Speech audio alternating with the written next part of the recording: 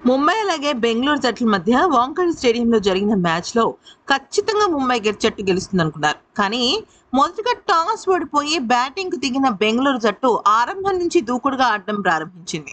ఆ జట్టు కీలకమైన ఆటగాళ్లు కోహ్లీ, రజత్ పట్టిదార్ ఇద్దరు కూడా ఆకస్మిక హద్దుగా చెలరేగిపోయారు.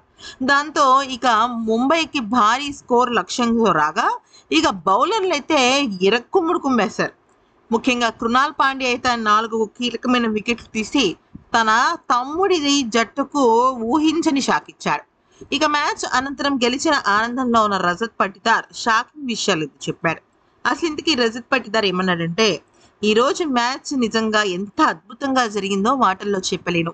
మాకు ఇది చాలా కఠినమైన మ్యాచే. ఎందుకనంటే ముంబై సొంత గడ్డ పైన ముంబై జట్టును ఓడించడం అంటే అది మామూలు విషయం కాదు. కానీ మేము మా గొప్పతనాన్ని చాటి చెప్పడం కోసం, ముఖ్యంగా మా బౌలర్ల ధైర్యాన్ని ప్రదర్శించటం కోసమే ఈరోజు మ్యాచ్ గెలవాలని సంకల్పించుకున్నాం.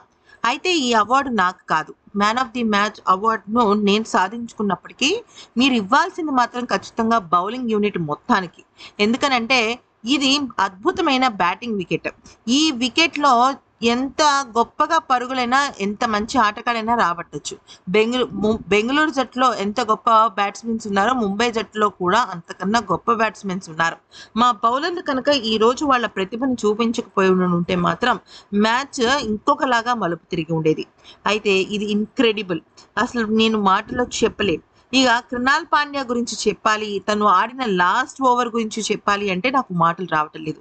ఎంత అద్భుతమైన తెగువ చూపిస్తే కానీ కృణాల్ పాండ్యా 4 కీలకమైన వికెట్లు, అందులోనూ లాస్ట్ ఓవర్‌లో వికెట్లు తీయడం అంటే అందులోనూ ఎంత ప్రెషర్ ఉంది. అంటే దాదాపుగా ముంబై జట్టు వైపే మ్యాచ్ వెళ్ళిపోయిన సమయంలో కూడా కృణాల్ పాండ్యా వేసిన ఆ కాన్ఫిడెంట్ బౌలింగ్ అనేది బెంగుళూరు జట్టుకు ఎంతో అవసరమని అనిపించింది.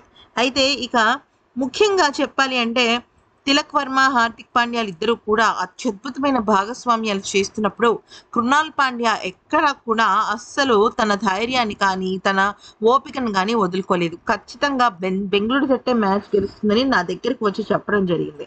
ఎప్పుడైతే హార్దిక్ పాండ్యా వికెట్‌ని కోల్పోయిందో ముంబై జట్టు, అప్పుడే మేము చాలా స్ట్రాంగ్‌గా సంకల్పించుకుంది ఏంటి అంటే, హార్దిక్ పాండ్యా మాత్రమే కాదు మొత్తం ఆల్ ఔట్ అయిపోవాలి అని. ఎందుకనంటే అప్పుడు కానీ మ్యాచ్ అనేది మాకు సంతృప్తికరంగా మారదు. ముఖ్యంగా హార్దిక్ పాండ్యా, తిలక్ వర్మ ఇద్దరు ఔట్ అయిపోవడం ఆ ఓవర్‌లో మాకు చాలా పెద్ద బ్రేక్ త్రూ అని అనిపించింది అంటూ పేర్కొన్నాడు.